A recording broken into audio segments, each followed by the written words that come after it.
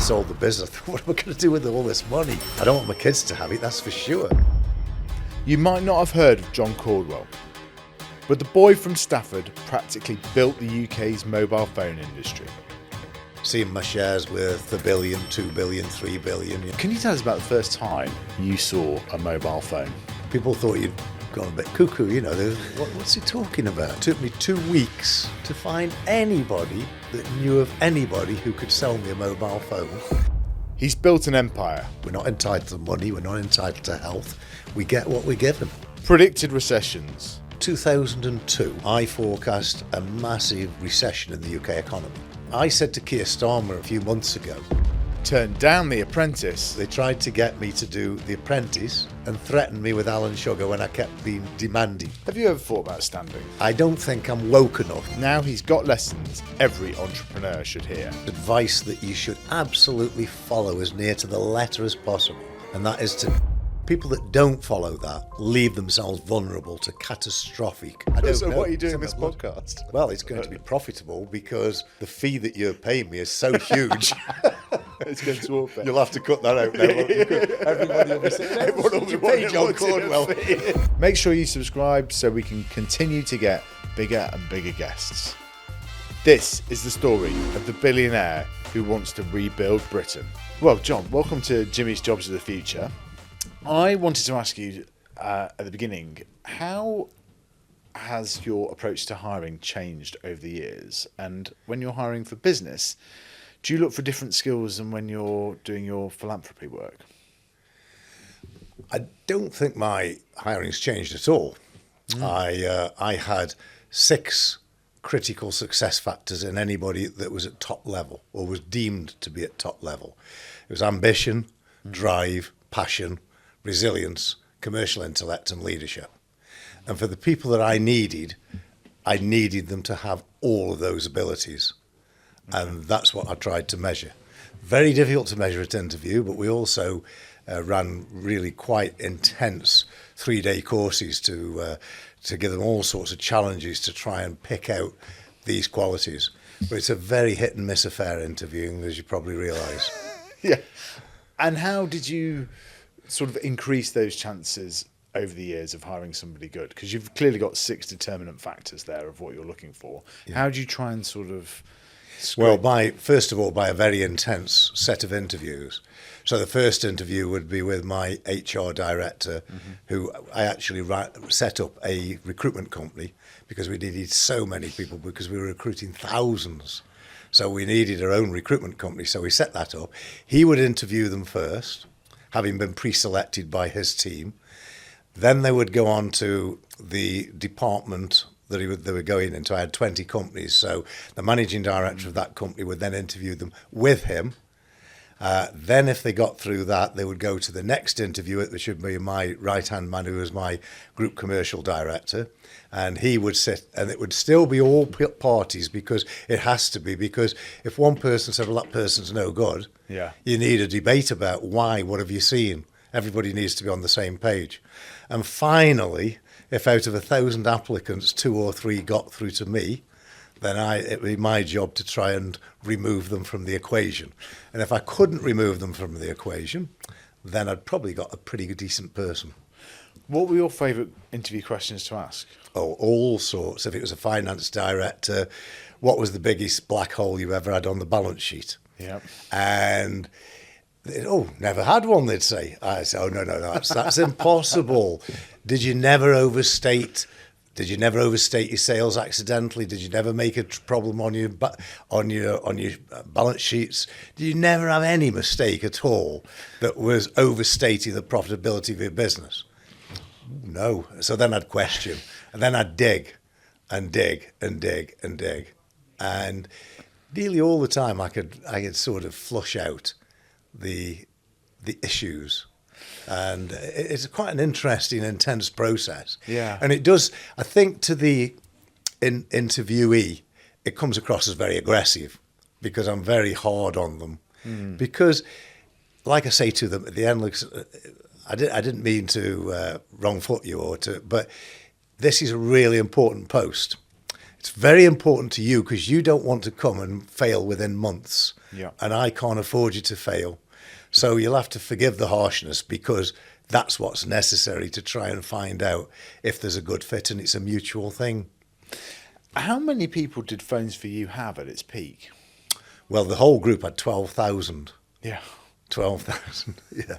Well, I had 20 companies. They were all mobile phone. Well, you could say they were associated, but they weren't actually, in a way, because I set up a recruitment company and we started doing recruitment for outsiders as well. We needed security because we'd got tens of millions of pounds worth of mobile phones in stock. So we had our own security, but I turned that into a company and did security for other people. We had huge warehousing. I turned that into a business doing warehouse facilities management for other people. So each business was associated and came about as a result of the mobile phone industry, the core business, but then I tried to make each one into a profit centre. And how did you hire those first few people when you Oh, were it was starting difficult. out? You know, when I was sitting there, one man and his dog. Yeah. I didn't have the dog, incidentally. It was just me. And, you know, I'd sit there trying to drive the business forward, and then you start recruiting one or two. Yeah. And you get one or two salesmen, and you don't get anybody that's any good, because firstly, anyway, most salesmen are not good. You know, they're just not. You know, but I'm looking always for the top 10% of any individual in any discipline whatsoever. So what's the chances that little JC sitting there in a room trying to recruit some salespeople and he's got no infrastructure, nothing, is going to get the best salesman? Very, very little. So it's an evolution process. But as you grow, you get the ability to command more respect and to have people applying for jobs. But it was a baptism by fire. It really was, you know, growing from that one person to 12,000 had the most enormous sets of challenges, right the way through from the recruitment challenge that I've just mentioned to taking on new premises. And you take on new premises and all of a sudden your overheads flip through the roof. Yeah. You know, and you've got to try and integrate that new premises into your old premises. You've got all that extra cost. So I used to try and saturate all of my buildings, saturate them, oversaturate them to the point that it wasn't actually very employee friendly. It wasn't very, it was dynamic and buzzing, but it wasn't a proper environment. But then I'd take on a new premises, some of those people would move over, and it all became calm again until the next few hundred people came in, and then on and on it went. And what made a good Phones for You store location-wise? Oh, that's a good question. You know, it was very difficult to tell. But first of all, you do want a lot of footfall. And what we found over a period of time is we needed the right demographics. So, for instance, we had a lovely shop in Bath. Bath's a very well-heeled city in the UK. And it should have been very successful. But I think the slightly gimmicky Phones for You brand and young salespeople, and we were aiming for the 18 to 30s age category, I think it just didn't quite work in Bath. And we persevered with it too long, really. We persevered with it because it was a wealthy area. We should have been able to be successful in it. But I think the fit just didn't work. Right. So when you're talking about what's the choice of a store, yes, you absolutely want the location with lots of footfall. You want the city to be reasonably wealthy. Not wealthy, that's the wrong word, but not. There needs to be a bit of disposable income in the city, or they did in those days. Not now, perhaps, because everybody's got a phone, you know, but in those days they needed to. So, and then you're looking at other things that are more futuristic, like is there likely to be a change in planning that suddenly makes the city centre dull and lifeless? And so you're trying to look into the future as to what might happen as well. How long were you having to take leases on shops for in the 90s? That was a nightmare. That was a nightmare because in those days, the mobile phone business was expanding rapidly in retail. And all of the retailers, and mainly Carphone Warehouse, were our big competition. But all the retailers were trying to get shops. Then Vodafone came in, and Orange, and Apple. So you got all these competitors competing for leases. And I have to say that we drove not we, just us, but the whole mobile phone industry drove the leases up in the UK. And that was really a very negative thing, really, because it drove property prices up. Yeah. And of course, we all knew that online was going to come along.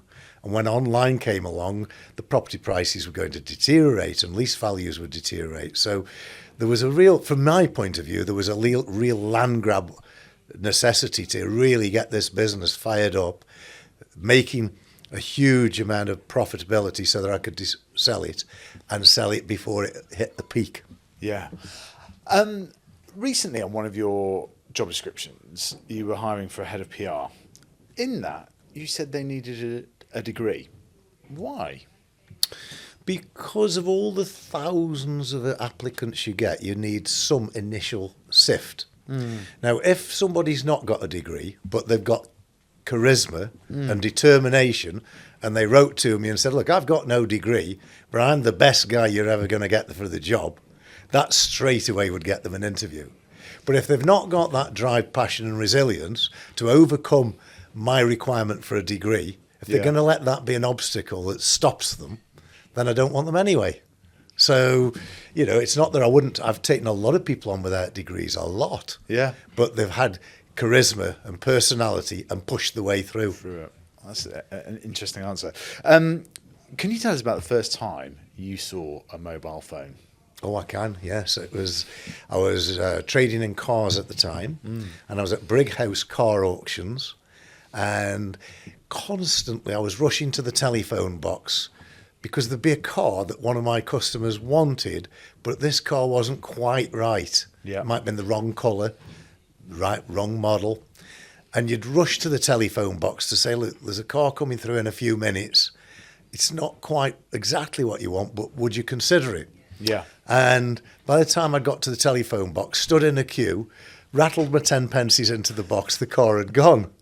And I saw a guy on the same day with one arm longer than the other, because he was carrying this great big huge suitcase.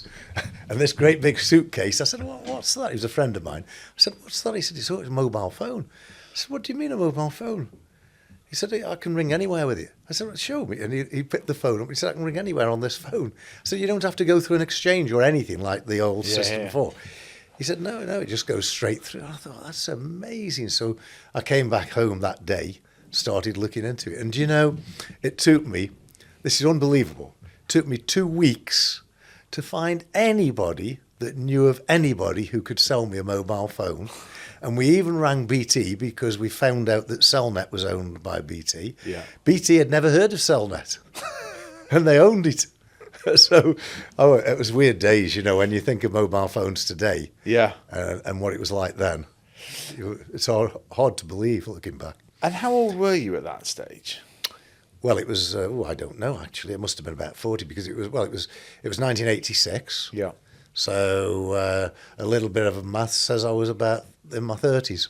Because I think that's one of the interesting stories about the angles of John Caudwell's story is that actually, you know, it was a little bit later on in kind of life that you really found that moment, right? Because Absolutely. You'd been working in sort of car sales, as you were saying, and it was only this sort of, you know, in your mid-30s that you kind of had this eureka moment. Yeah. And just sometimes I think that the modern world pressurizes people that they've got to have it all and have made it all within their 20s, etc. Well, I certainly wouldn't agree with that. That's undue pressure on people. But I would say if you're going to be in business, get into business as young as you can to gain the maximum experience. Yeah. I mean, in my particular case, there was no inspiration. I went to a council house school. Mm-hmm. All you were ever expected to do was go down the mines or in the pottery industry or in the steelworks. That was your expectancy as a Stoke-on-Trent young person. And if you talked about any ambition, people thought you'd sort of gone a bit cuckoo, you know, what's he talking about? So there was just no inspiration. In fact, the reverse was true. Anybody that I had even the slightest bit of respect for, so, you know, you never want to do that. And, you know, I was put off all the time. It didn't deter me, but I only had negative inspiration around me, not positive. And I did have a business that really really disappointed me massively, which was a grocer's shop that I put my wife into. Yeah. It was a terrible, terrible decision. I got everything wrong, but I learned such a lot from that. Because in my desperation to get into business, I did this deal on a little 12-foot square grocery shop, lock-up, from Miss Shemelton, Port Hill, and my wife had to catch 3 buses to get there in the morning. It took her an hour. She was a librarian, an intellectual who loved books, and she did not like looking after bacon and sausages at all. And I'd come in, and the cheese would be all cracked where it had been left exposed. The bacon would have curly edges, and I think, Kate, she won't mind me saying this. Actually, it's my ex-wife now. I'd say, Kate, why? And she later on said, well, you more or less forced me to go into that shop. I hated it. Yeah. And anyway, it was a great way of reading lots and lots of books. So that's all I did most of the time. And, I learned something very important from that. I learned that, first of all, get somebody who really does fit. You want a square peg in a square hole. No matter how brilliant you think somebody is in one area, don't think that they're going to perform in another area, because it's not necessarily going to be true. In fact, it often isn't true. The other thing, of course, I learned, I was going to the cash and carries. I was buying huge amounts of products where they were discounted. They'd have special offers on, bring those into the shop, label them all up, put them on the shelves, sell them out. Sometimes we delivered on a Friday night to people's homes. What a ridiculous formula, for 5, 6, 7%, 10%. You got all of that work to make no money. Yeah. And it really did teach me a lot. How quickly do you know when you've made a wrong hire? Oh, do you know that's difficult as well. But what I can tell you is, from my experience, the vast majority of managers put up with somebody way too long. And I would even say, in spite of people saying that in the past that I'm very quick to make a decision, I would even accuse myself of that. I've done it too long. I did it 2 years ago. You see a lot of qualities in a person, and somebody might be very valuable in some ways, but they're failing. They're not getting the result that you set them on to do. And you put up with that result because you see other qualities in them. But actually, you should have changed them out some time before. So I would say to people, don't ever think that you're dismissing people too soon. Usually it's going to be too late. That is, of course, assuming that you've got a rational manager that thinks properly and analyses properly, because I've employed managers that turned out to be lacking analysis, dismissing people for the wrong reasons, and probably to do with their own ego and so on. So you've got to be certain that the person making the decision is rational and humanitarian about it. But then, if you've got that person making the right decisions, then you need to remove people that are not performing very, very quickly. Where do you think you would be looking to start your career now? So if you were in your 20s in 2025, what would you be looking to do? Well, over the last 10 years, I would say if I ever did that again, it would be anything that could be internet-based. Yeah. Anything that ideally where you could do subscription-based internet sales all over the world. Yeah. So a product that appeals to everybody in every country, and that you can sell intellectual property on videos or whatever it is, and it be internet-based.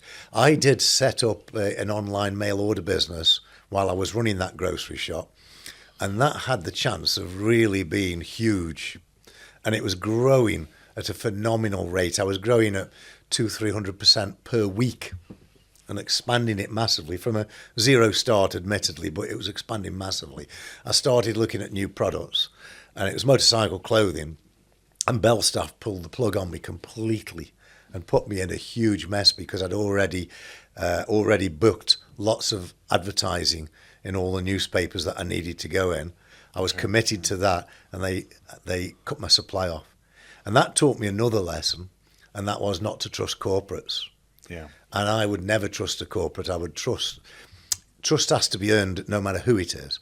But you've got more chance if you're dealing with an entrepreneur who owns the business, and you can eyeball them, and they usually will display a reasonable amount of ethics. Yes. In corporate life, one manager goes, another comes in, all the promises that have been made to you get changed, and it's a bit of a lottery if a lot of your business is dependent upon that supplier.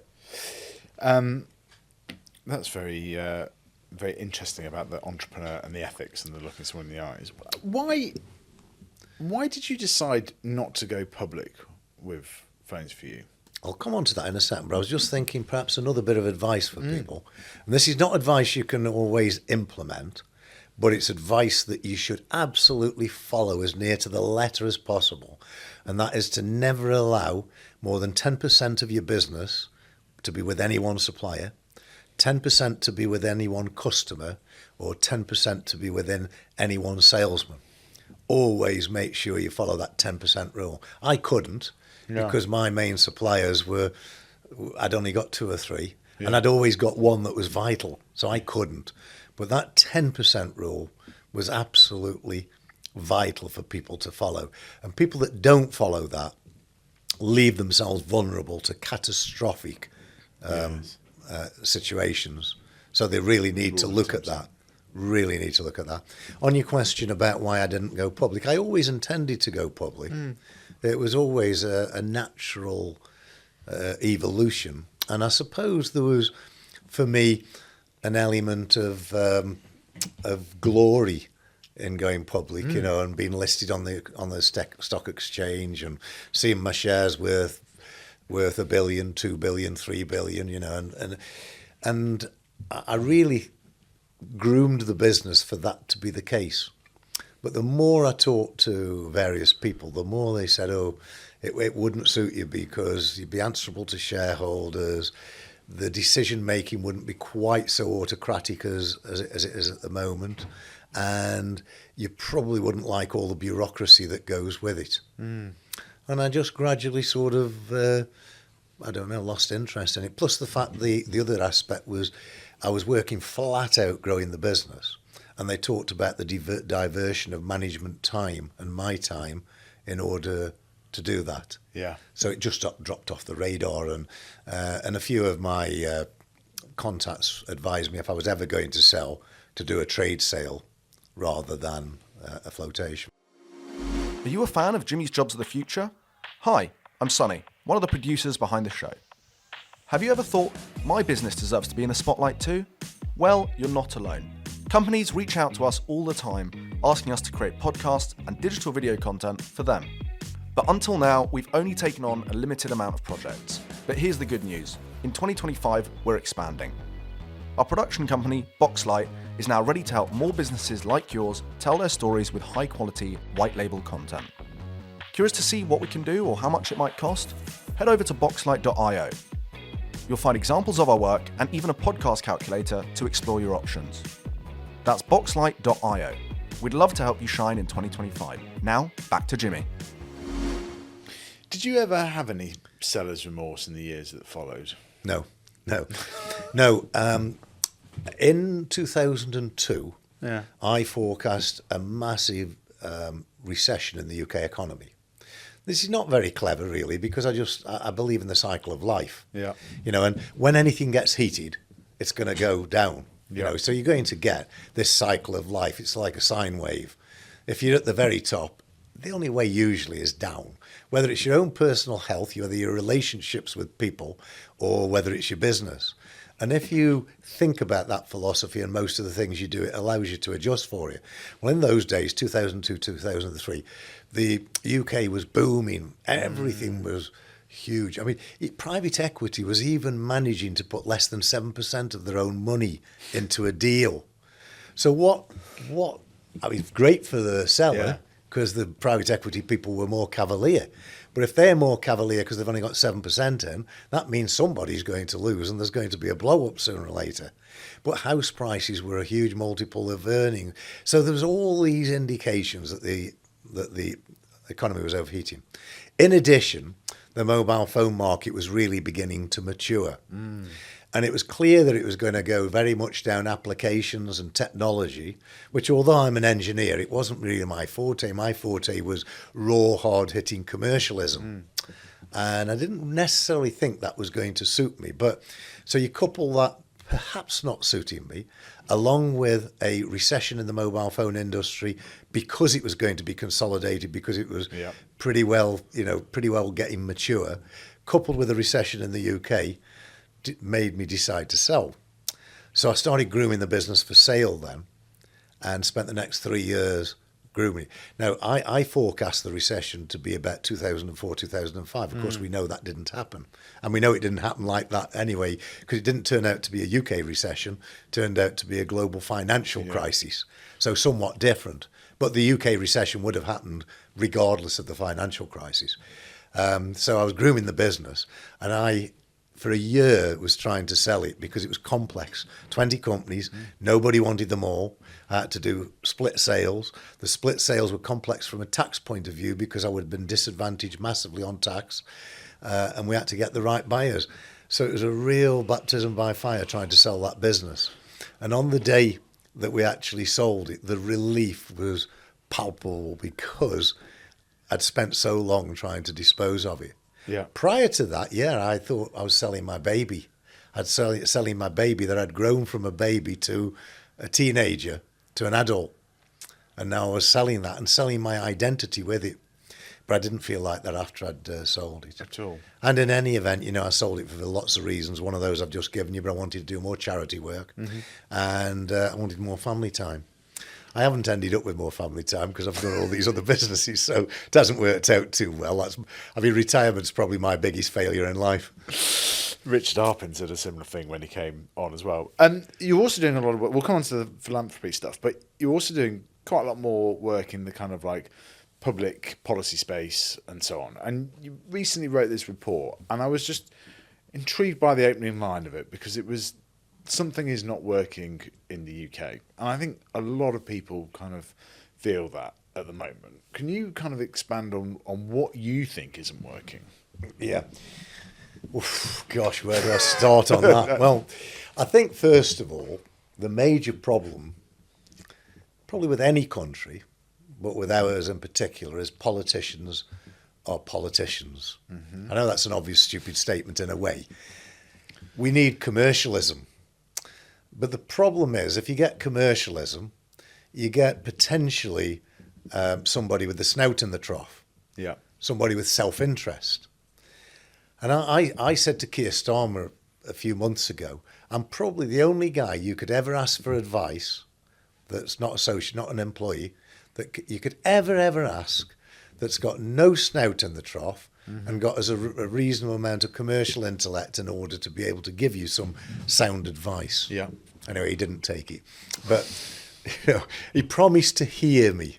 Yeah. And I've been fighting with Labour ever since on what they're doing. And if you look at what's wrong, of course, the Tories, massive wasted opportunity, 14 years of disaster. Now, if you want to be kind to them, you can say, well, there was post-financial crisis, and then they had COVID. Yeah. And they had the Brexit mess in the middle of all that. So whether you agree with Brexit or not doesn't matter. It was a mess that was a destructive mess that distracted politicians from the job in hand. But I just don't think they have commercial intellect. Let me give you an example of why I think they've got no commercial intellect. Look at Rachel Reeves' budget. There isn't a person that I know that would say it's business friendly. Yeah. Not a single person I know that would say it's business friendly. Not a single person I know that would say it's wealthy people friendly. Now, I absolutely believe that, just for the record on this, because I always say this, I absolutely believe that I wish there was a way of narrowing the rich-poor divide. I really wish that. I wish we could have a global wealth tax on the rich, global. Because we could all part with 2% per annum, and the poor would be a lot wealthier, and the rich could still carry on getting richer. But we can't. So you have to live within the environment that we're in. And if you look what Rachel Reeves has done, nearly every measure was negative against business and rich people. Yeah. Not only that, but I think the non-dom rule is grossly unfair.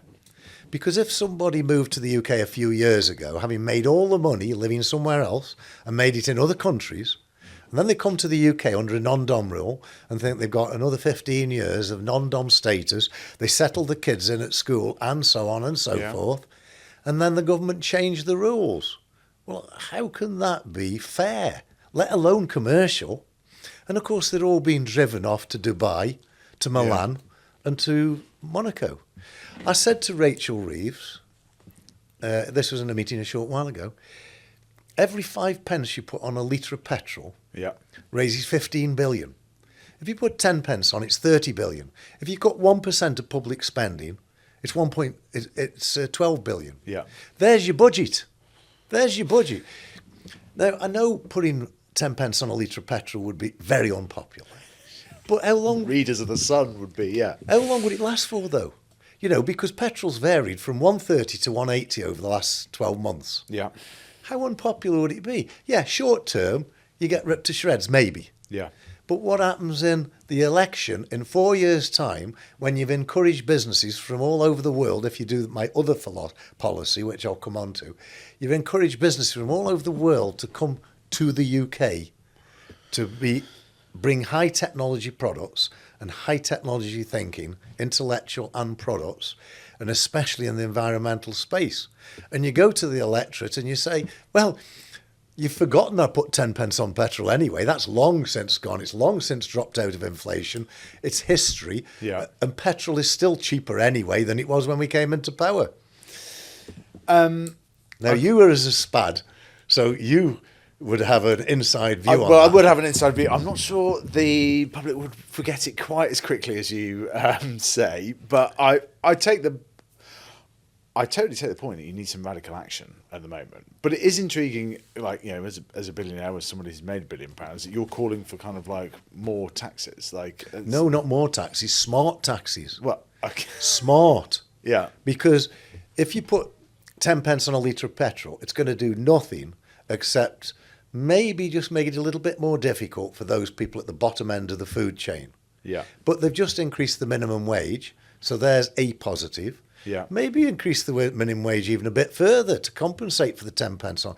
But the rest of society can easily afford that 10 pence. But let's bear in mind, it has come down from 180 to 130. You know, and I know the government wouldn't necessarily know that at the time of the budget.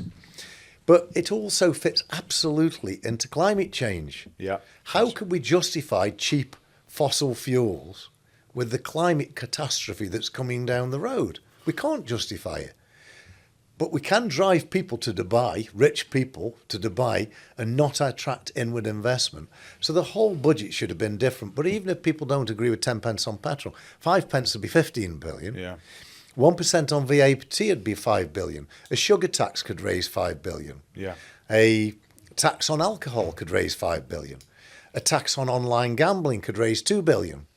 You know, there's so many taxes that would be almost irrelevant and allow the economy to be driven in the right direction, which would then make everybody wealthier instead of the downward spiral that we've got now of making everybody poorer. But why are so many millionaires going to Dubai at the moment? Well, it's definitely for tax. It's definitely for tax. I was cycling with a friend of mine in Monaco last week, and he's gone for tax reasons, and he's only just moved there 2 weeks ago.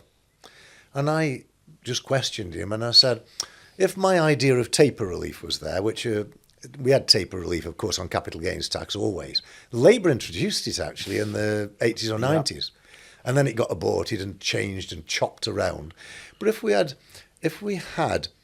50% discount on your capital gains tax that was on a taper relief up to 20 years, and people have got to stay in the UK and work and drive the business for 20 years. And if they do that, you give them a taper relief of 50%. I said, would you have left? And he said, no. He said, but they've hiked it up to 24%.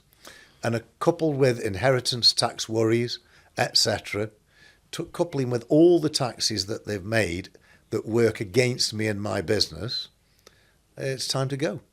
And if you look at, I mean, I don't understand why Labour can't see this, because between 23 and 24, the amount of people going to Dubai, then this is factual, doubled. Yeah. From the UK, wealthy people doubled left. What they've done now is doubling down on that, because what they've done now will probably be, and there's a double again. Yeah. And instead of it being, I think it was 11,000, it'll be 22,000. And it's the wealth, not necessarily wealth creators. They may just be wealthy people and not wealth creators. But it's this guy I'm talking about is a wealth creator. And he's just going to run his business from Monaco. Yeah. You know, it's just, it's short-sighted, because whatever they think they're going to raise, they're actually going to end up with the exchequer being worse off than if they'd have made much different choices. And I believe that in the election in 3 years, 4 years' time, that if they follow my policies, they'd be a lot better off, even if the Sun readers want to say, well, you raised petrol by 10 pence, because overall, everybody would feel happier. The health service would be performing better, the potholes would be filled, everything would be performing better, the UK would be more prosperous, and everybody would say, okay, well, they put 10 pence on the petrol, but we're okay. The economy's good. Have you ever thought about standing? No. No. Why not? I mean, you're clearly very passionate. There's no commercial, Because it's very simple. I don't want to be that famous. I don't want to have security. I would only do it if I could be Prime Minister, and I don't think I'm smart enough to be Prime Minister in terms... Smart might not be the right word. I don't think I'm woke enough to be Prime Minister. I don't think I can bullshit. Yeah. I'm very straight, and I say the way it is. And if people don't like it, they don't like it. And I said that about the petrol and the Telegraph. I know a load of people won't like it, but I'm not bothered. It's the right thing to do and not the political thing to do. Yeah. And I'm all about doing the right thing, whether it damages my own self-interests or anybody, individual's interests, as long as it's the right thing for the country to grow the economy, to grow the exchequer, so that we can be a humanitarian society and be in great shape. It might also move us all towards electric cars much quicker. What car do you drive? I don't. You see me, I came on my bike. Bike, Look, yeah. there's my shoes. So, and you are phenomenal with your cycling. You do 20,000 miles a year, right? oh no, that's an exaggeration. I have done. Okay. I have done, but I'm too busy to do that. I wish I could. Yeah. I can't do anything like that. But I'm now training for the Étape, which is a leg of the Tour de France. Okay. Which is 14,000 feet of climb, and I'm terrified because I haven't had the time to train. Yeah. But also I'm doing Paris to Peking, which is the world's hardest car rally, 14,000 kilometres in a 90 years old car. And I'm going, this is ridiculous really, because I'm doing that. It's going to take 5 weeks. Yeah. I haven't got any pedals in the car, so I can't train. It's 12 hours a day sitting in the car. Yeah. Then I've got to maintain the car at night time. And I come back from that and I've only got 2 weeks to get ready for the Étape. Why are you doing that? I don't know. Car ride. Who are you doing it for with? Well, it's with my brother. It's just, Okay. It's a challenge he's always adventure. wanted to do. Yeah. And I tend to follow him on a lot of the things he does, because he's really big into cars. And it's nice quality time for the two of us. And I do enjoy cars. I race cars. I was racing at the weekend at Brands Hatch. But I enjoy cycling more. But I've gone and overbooked myself, I'm racing back-to-back at weekends whenever I've got the chance. I'm doing Peking to Paris. I've got to run my businesses and I've got to train for the Étape. It's just ludicrous, as my partner Modesta keeps telling me. She's an Olympic cyclist, and she said, I would have never done any of that even when I was at the peak of my training, She said it's crazy. And she's right, actually. She's right. What drives you now, though, right? Because, you've made £1 billion, and yet, as you say, you're almost busier than you've ever been. That's why I said I'm the biggest failure at retirement. And I don't say that with pride. I say that really thinking, my brother challenges me on it all the time, because he retired when he was 40 and he's got an amazing life. He does everything he wants to do. I am cramming everything in all the time. But I suppose I still love creating things of beauty, hence One Mayfair and Provençal, my property developments. They weren't done purely for profit at all. They're done for, I could say heritage, but it's not just heritage. It's achieving something magnificent in my own lifetime. I've got the new charity I founded, Caudwell Youth, in addition to Caudwell Children. I'm very passionate about helping these young people, whether they're Caudwell Youth people who we help to try and keep them on the straight and narrow instead of them turning to crime or turning to drugs or being abused. And Caudwell Children's for disabled children. I'm utterly driven and passionate about those, so I can't leave it. It's not a choice not to do it. The building projects were a choice. I decided to do them, and now they're not a choice. I've got a marine propulsion system, which once again is not a choice. It was. I've made bad choices. So what does that do then? I didn't come across that. That's Caudwell Marine, which we're producing the world's first reliable 300 horsepower diesel outboard. And there's a massive market for it in single fuel. So this could be one of the biggest businesses I've ever built. It could be a huge. Yeah. But the point I was making is I've got all of this and I'm trying to fit my family, my 2 young children, a 2-year-old and a 4-year-old, trying to fit those and all my hobbies and sports into this impossible pint pot that I have to fit about 3 pints into. And how have you found it becoming a father sort of again later in wonderful. life? Wonderful. I wish I had more time, really, but wonderful. I suppose I'm more relaxed with my children. You know, I brought 6 children up before. I'm probably more relaxed. They're very high-spirited kids, both of them. I mean, I could say they're the worst of everything about me and Modesta, but I think that might be unkind to both of us. I'm not sure, but they're tough cookies. Yeah. They're very tough. And but it's lovely. It's a wonderful experience. When people go on about waiting for grandkids, are you? I said, well, I've got 2 grandkids, but no, I've got more than enough with my 2 children. It's wonderful. It's wonderful. Do you know, the only thing I would say about it is at my age, I wish it had happened a little bit earlier because, you know, my biggest fear is that I'm not around when they need nurturing into adulthood. Yeah. And, you know, and I treat my health very seriously, not just because of that, but because I do, you know, so I stay fit and healthy all the time. But you don't know what's coming down the road. None of us are entitled to anything in life. We're not entitled to money. We're not entitled to health. We get what we're given. Yeah. And all you can do is try and use what you're given to the best advantage.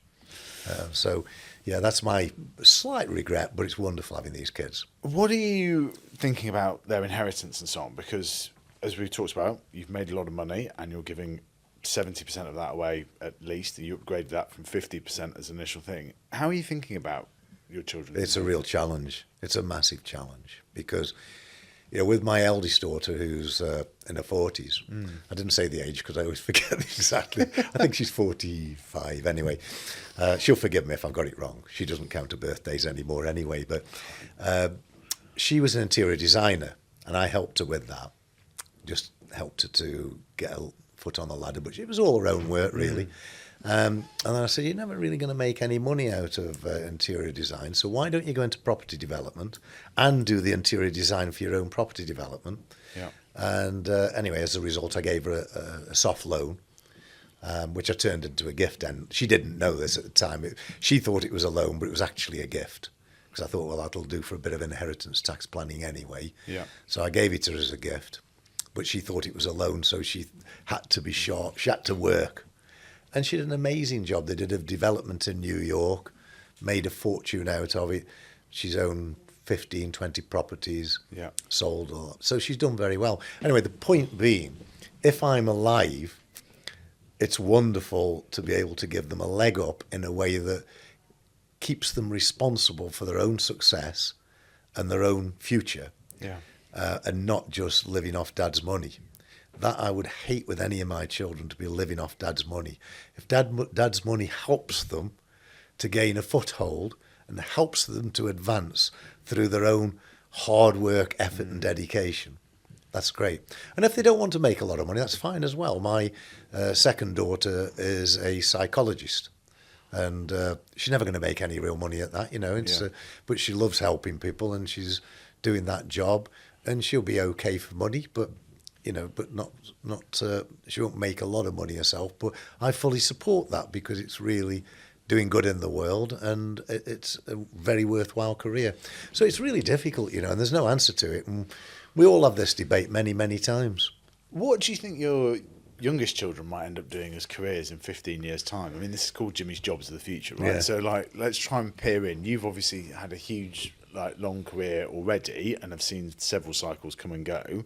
What are you thinking might happen in the economy in the next 15 years? In the economy or with my children?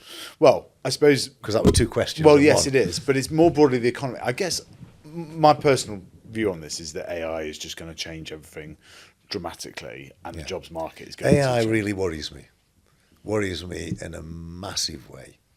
Now, on the positive side, we all know that there's real advantages to AI. Yeah. That it's going to make everybody more efficient, especially in certain jobs.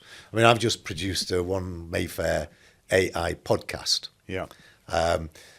We spent 8 minutes putting the data into ChatGPT Deep Dive, transferred Deep Dive over into Google Notebook, and out pops this amazing podcast. Yeah. It's probably not quite right because it's a bit Americanized and there's a bit cliched in places, but it's amazing.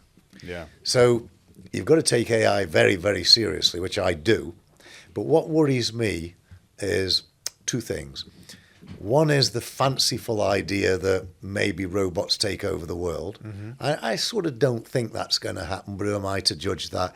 I'm nowhere near the intellect on that subject to be able to take a viewpoint. But, experts say it could happen, it's possible. But what I can see already, and which really disturbs me, is that the AI videos that are produced that are virtual reality. Our kids are going to grow up having no idea of the difference between reality and fact. They're going to be confused between fact and fiction. And I saw a video the other day and I thought, is that right? And it was funny, really, because it took me in. So I might sound a bit naive to your listeners, but it took me in because they did this video and it was bears on the highway of Yellowstone National Park. Yeah. And all these bears are there, and it's saying that this is a phenomenon. The bears have all moved onto the highway, blocking the road. Nobody can gain access anymore. What's happening? Is there some event? And I'm starting to think, is there a volcanic event going to take place that they can sense, animal sense, and so on and so forth? And then I read further and it said, and some of them, there's even a question now whether they're becoming semi-literate because they're holding rough, crude wooden signs. And I started thinking, okay, now this is now stretching it. So I went onto the internet and said, is there any? And of course there wasn't. But, even as a 72-year-old veteran and cynical person, I'm still semi-fooled for a while. What are our kids going to grow up like? Yeah. I think it's going to be... It's a worry. Yeah. It's a real worry. So what do you think the jobs will be that we're doing in 15 years? Well, I thought I had this vision when I was in my early 20s, which is stupid, but it does lead you towards what I see, which is that our brains might sit in a globe of fluid and some with electronic connections, and that is our life, and we live our life through virtual reality. Yeah. And our brain, there's no body anymore. The brain lives forever in this fluid, and it connects with every part of life, but it's all virtual. It's all, we're no longer there. And I think you sort of see slight movements towards that insofar as a lot of people are not very active. The majority of the Western world are becoming more and more obese. Yeah. You just see this in activity. You've got the health geeks that really put the health first and the fitness first and so on, but you've got a lot of inactive people. And then you've got AI coming along at a rapid rate. And I mean, it's frightening how quick it's coming along. And at the moment, it's at the useful stage. Not quite useful enough, in my opinion, but useful and getting more and more useful every day. So it's going to be a very, very different world. Yeah. And I think, Modesta says about our children, about working mobile phones, because they're now utterly, even the 2-year-old, fully fluent on an iPhone. Yeah. Fully fluent.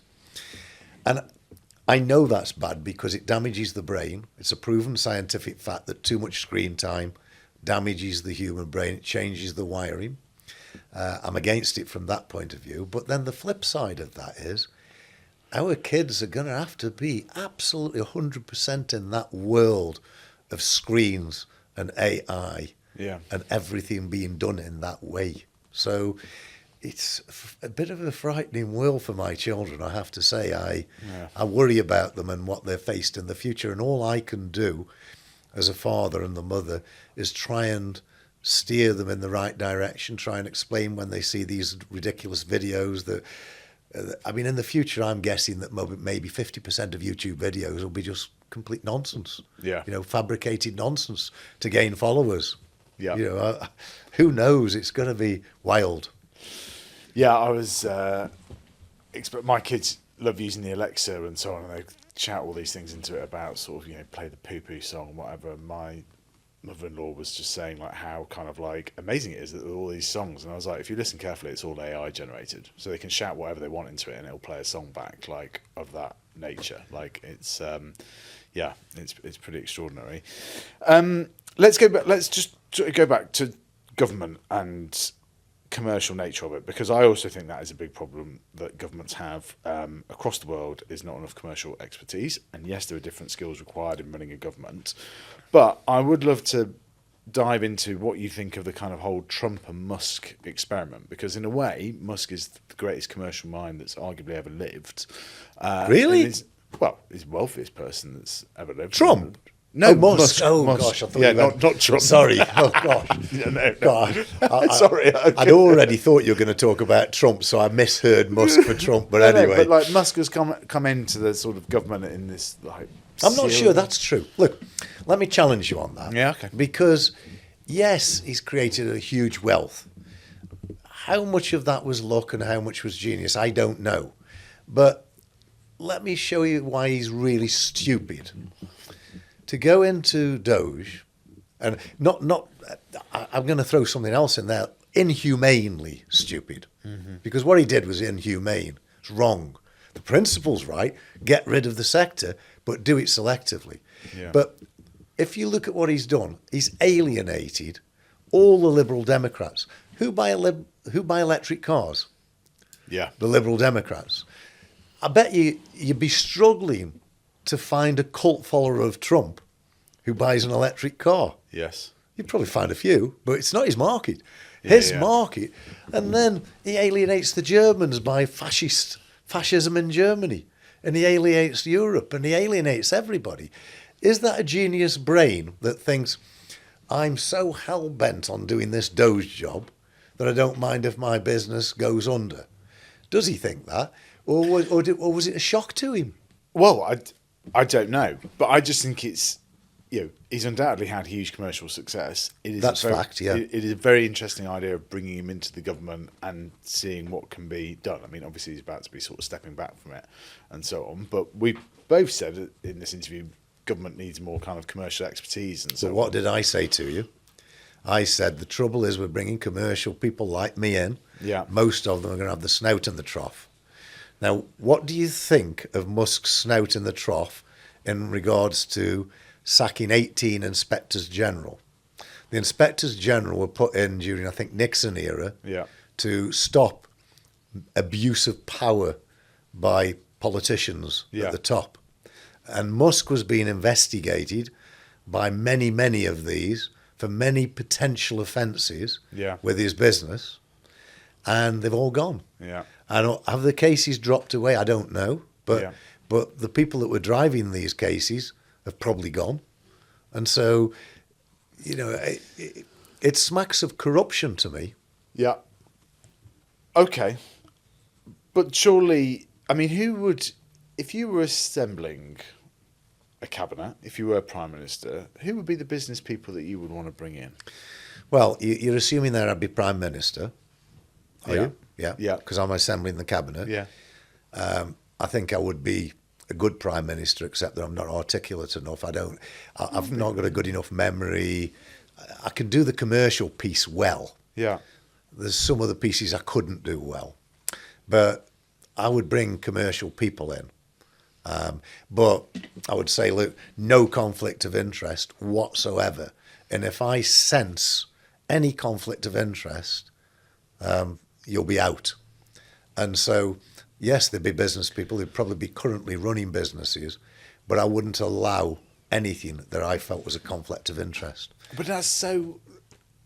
I mean, look, I agree with you in the spirit of that, but I just think it's so difficult with business people. It is. I mean, because they'll have lots of different projects that they're kind of working on. Well, the devil's in the detail. I've Yeah. spent my whole life with the devil in the detail. I've spent my whole life trying to run at macro level and digging into the detail to find anything that was wrong.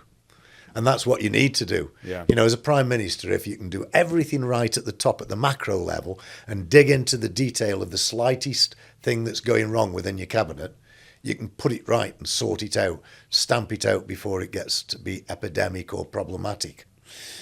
Do you think you would have been successful at anything you chose to do, or do you think you had a huge amount of luck?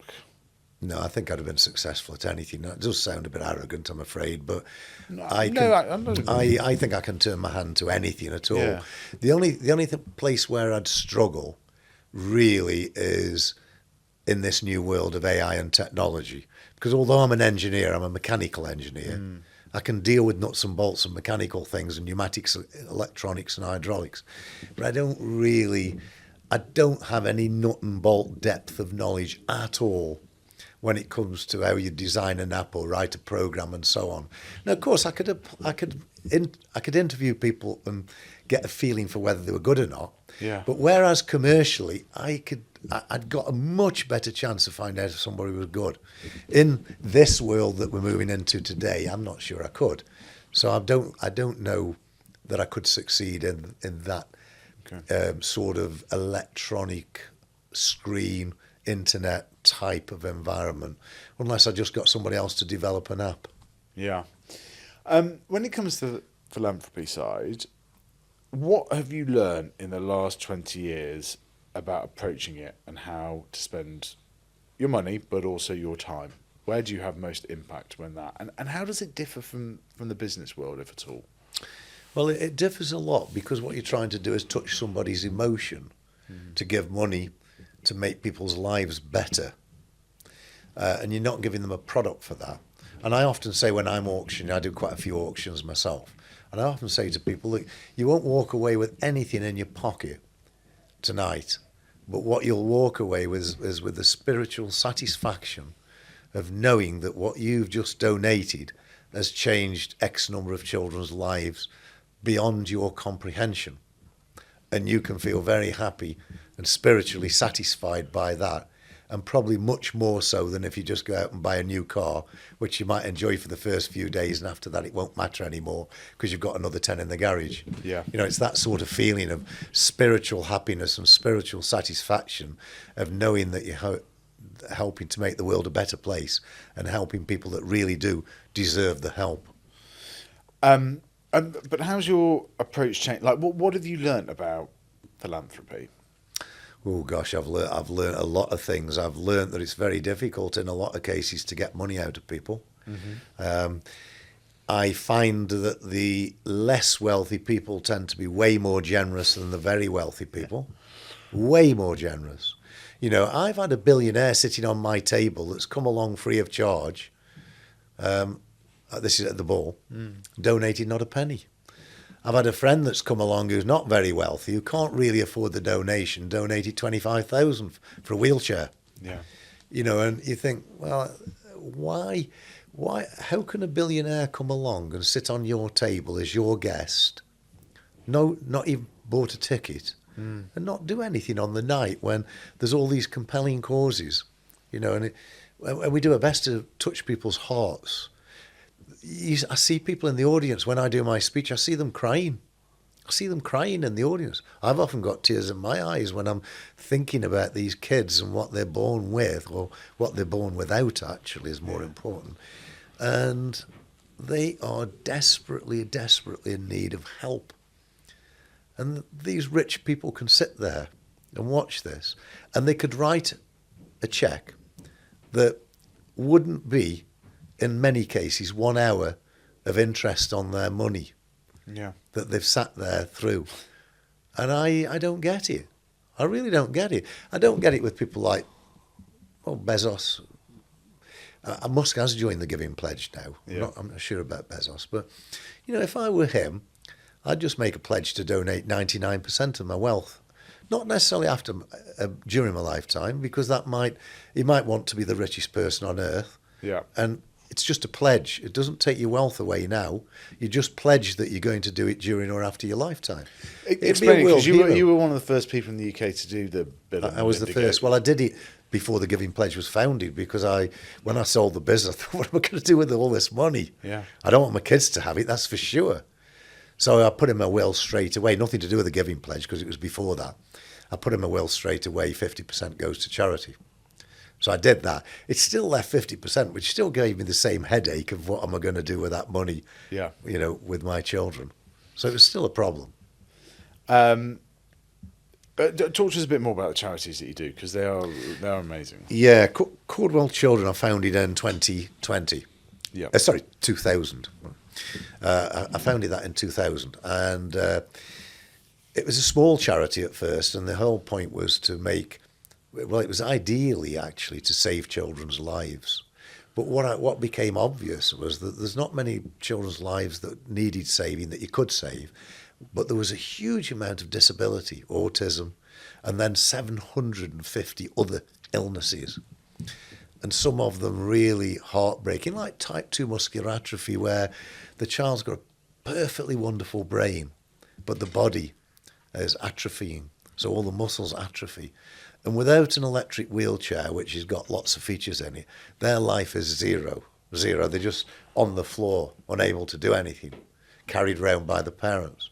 An electric wheelchair transforms the life. And I'll just tell you a little sort of story about Tilly, who I helped. I always mention Tilly because we've been helping her since she was 3 years old, and now she's 22.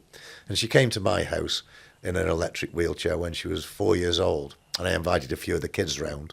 And I'd got a big hall there, and she's bombing around the hall in this electric wheelchair. My son, who was 8 at the time, came in, and he saw Tilly going round in this electric wheelchair, lights flashing on the back, rise and fall chair. And he said to me, "Oh, Dad, what's happening there?" I said, "Oh, Tilly's got type 2 muscular atrophy," which actually means all the muscles in her body are weak, and her legs, she can't walk, she can't move her legs. He said, "Oh, gosh, Dad," she says, "if that's what you get for having weak legs, it's worth having them." And he was actually envious of Tilly. Yeah. Now, if we could create a society where these disabled people got so much benefit out of what they were getting, that they're not pitied, but more, not envied, because they're never going to be envied, but an element of moving towards getting them into a position at least where they feel positive about themselves psychologically, because they've got this help. So that's Caudwell Children, and we've helped about 80,000 up to yet. We've done lots of wheelchairs. We've done a lot of autism. We've got the UK's biggest autism centre. We diagnose autism within 2 days. The National Health Service takes, on average, 6 years. So, and it's terrible if you've not got a diagnosis and you've got something that's going wrong with your child. The latest charity I've set up was 2 years ago. It's Caudwell Youth. And this is phenomenally exciting as well, because we put a one-on-one mentor with a young person at risk. They've usually been in the care system. Probably the parents are not very good. They might not have any parents, but they've been through the care system. And they're very vulnerable to being criminal behaviour, to being abused in some way, to drug trafficking, to drugs. There's all sorts of risks to them. And we put a one-on-one mentor. And the criminality aspect is reduced by 93%. So 93% of our young people who are vulnerable to commit a crime, while we're looking after them one-on-one mentor for 2 years, don't commit that crime. Yeah. And it's an amazing success, because it saves the government hundreds of thousands of pounds in prisons. It saves a victim like you or me being robbed at home or whatever, and maybe damaging your life in some way psychologically. And it gives that young person a future and not being branded a criminal. So Caudwell Youth is, it's the latest thing I've set up, and it really is extremely exciting. And we're only helping 300 kids at the moment, it's a massive venture, and we need to grow to maybe as much as 100,000 young people across the UK. So the challenge is unbelievably huge. Lionel Barber and Tony Blair have sat in that chair, and I've got in trouble with my team for saying that they've got 10 years left. What would they would like to achieve with the rest of their careers? But I do think it's this phenomenon that you have in terms of now you are clearly fit and healthy, you cycled here, etc. You've got, I would say, probably at least 10 years left of making impact. What do you want the last 10 years of your career to look like? Well, I definitely want Caudwell Youth to grow massively, and I pay fundamentally. I leverage the money they raise. It was originally meant to be that I paid all the operating and administrative expenses, but then I got challenged on that. The people didn't understand what the administrative expenses were, so I've sort of changed it to I give 1/3, a donation of 1/3 of all the money that they raise from the outside world. Okay. So I'll pay 1/3, which does cover all the operating and administrative expenses, but I can't be challenged that way. So I make the statement that way. And I'll carry on doing that. And I'd almost like my team of people in Caudwell Children and Caudwell Youth to bankrupt me, to cost me so much money on those 1/3 that we're transforming society in a huge way. Now, I can say bankrupt me tongue-in-cheek because they actually can't. They'll find it impossible to grow to that extent where they could achieve that. Yeah. But nonetheless, if I'm putting tens of millions in and we're helping hundreds of thousands of kids, that for me would be utopia. I could sort of die in peace on that score. But of course, my other goal, my immense goal, is to grow my. Well, I've got another child not with Modesta, but her stepson, Leo. I want to grow Leo and William and Bella into fine young human beings. And I need to be around long enough to do that. So if I've got 10 years, they'll be 12 and 14. I might not have 10 years, so I've got to make the biggest impression I can every single moment of every day. And if I live a lot longer than that, great, because I'm here to do it. But that's the other goal. And I think then the goals are, I want Caudwell Marine to be a huge business, which I think it will be, but it's sort of less important than those first two. You know, whether I make more money or not is not that important. I've got the legacy projects of Provençal and One Mayfair. Regardless of how much money they make, that's my legacy. It's a physical built environment. My grandchildren will be walking past and say, Grandad did that, you know, and it'll be around for hundreds of years to come because I've built it in such a traditional way and to such an amazing high standard that it will be around forever. So it's very satisfying, but it's not the satisfaction really of looking after these kids and making the world a better place. You said something earlier which has stuck with me. You said you wouldn't want to be Prime Minister because you wouldn't want to be famous and so on, which I get. But you do name things after yourself a lot and so on. Like, why is that? Like, your branding journey has come on a long way. I saw the first name for phones for you was Midlands. Yeah, mobile phones. When I saw my research. It's a fair challenge, that is, Jimmy. I think that's a fair challenge. But, you know, there's a huge difference between being Prime Minister and recognised all over the world and having no privacy whatsoever and needing security. Yeah. And where I'm at, where I've got enough recognition to influence government, or at least to get governments here. Yeah. I've got enough influence to influence wealthy people to donate to charitable causes. I've got enough influence. I wouldn't mind a bit more, really, and that's one of the reasons I'm doing this with you. You know, I do things because I don't mind it, having a bit more influence, a bit more fame, if you like, in order to influence people. But I don't want to be. Have you ever been approached to do Dragon's Den? Well, the reality is that they tried to get me to do The Apprentice for 2 years and threatened me with Alan Sugar when I kept being demanding. They sent me all Donald Trump's tapes over. Yeah. They said, don't worry about this. It won't be an Americanized like that. And I said, yes, but I want people that are real quality people. Yeah. And you've got to go out there and search for them. And if you can't convince me of that, I'm not going to do it. We negotiated for 2 years. And they said, look, if you don't make your mind up, we've got somebody else. And I said, well, who have you got? And they said, well, Alan Sugar. I said, well, go get Alan Sugar then. I'm not bothered. And that happened. Ironically, really, it was the right decision at the time. But look how well Alan Sugar's done out of that. You know, mind, I don't want a lordship anyway because I haven't got the time to go to the House of Lords. But you know, he's done well. No, but out that of strategic influence is quite a good way of looking at it. Strategic influence over the fame. Like I do get that, and I think it's. Let me tell you how the fame affects me because it's an interesting story. So I'm in a Turkish all-inclusive resort. It's not the cheapest one, but it's not the most expensive. And I'm in this Turkish resort and I'm walking through with my Modesta and my 2 kids. And this couple come up to me and say, oh, you look just like that mobile phone guy. I said, oh, who's that? I said, John Caudwell. And I didn't want to be recognised, so I didn't respond positively. I said, oh, right, I look really like him, do I? He said, yeah, you do. He said, but there's no way you could be him because you wouldn't be at a hotel like this. So I'm wandering off, chuckling, wander off chuckling up to reception, up some stairs to reception. Then I hear the pitter-patter of heavy feet. And these 2 people have chased after me. They said, you are John Caudwell. You are.